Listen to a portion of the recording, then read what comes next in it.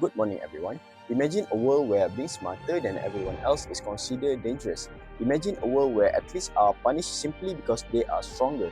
Imagine a world where beauty must be hidden, talent must be restricted, and excellence must be controlled. At first, it sounds impossible, but in the year 2081, this is exactly how society works in the story of Harrison Bergeron.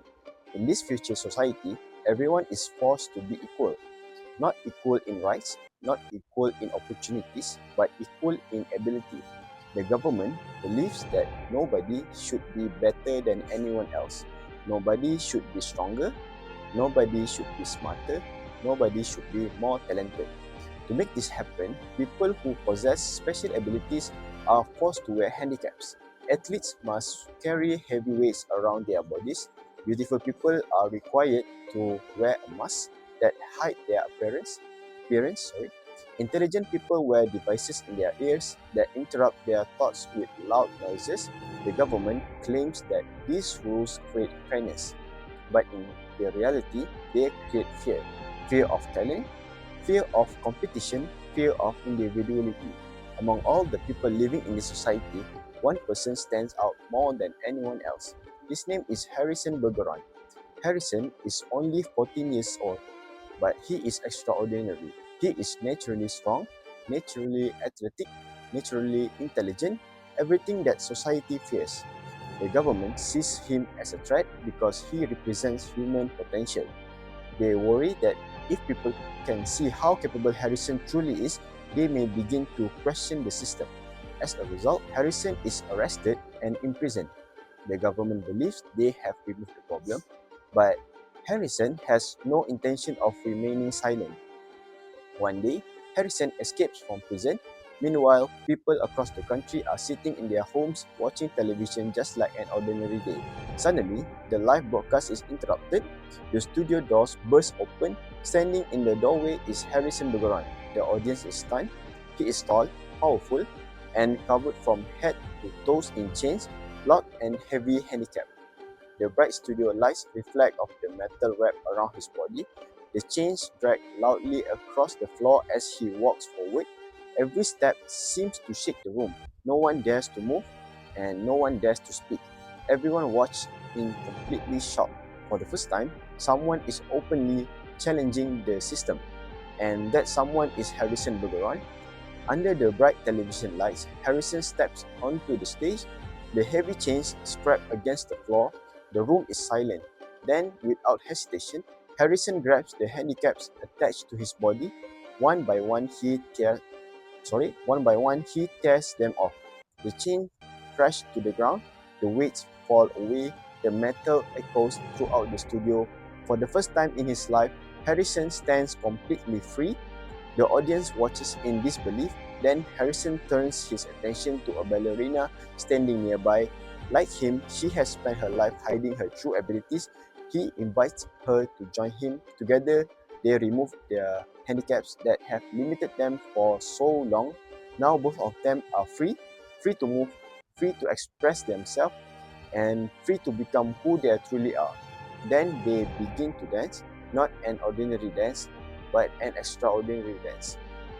The ballerina moves with grace and beauty.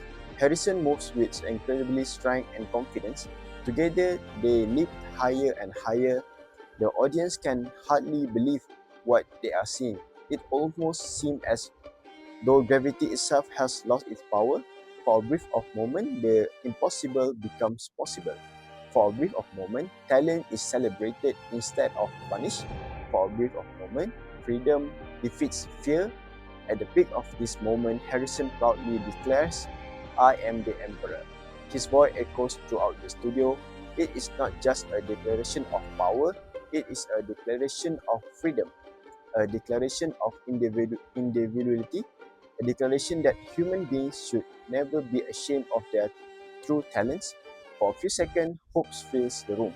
But then everything changed. The handicapped general suddenly enters the room. She represents the power of government. Without hesitation, she raises her weapon. A gunshot echoes through the room. Then the room falls silent. Harrison collapsed. The ballerina falls beside him. In an instant, the dream of freedom is destroyed. The television broadcast ends immediately. The rebellion is over.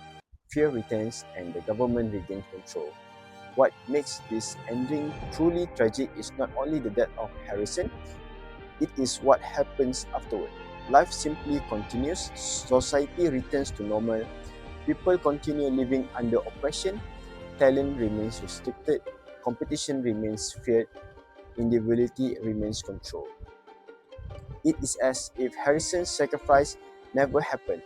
This story leaves the audience feeling uncomfortable, emotional, and reflective.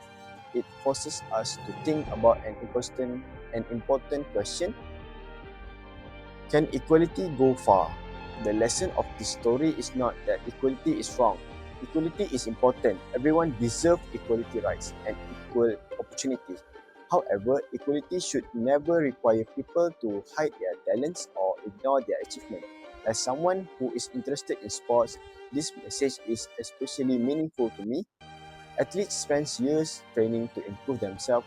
Competition encourages people to become stronger, faster, and more disciplined.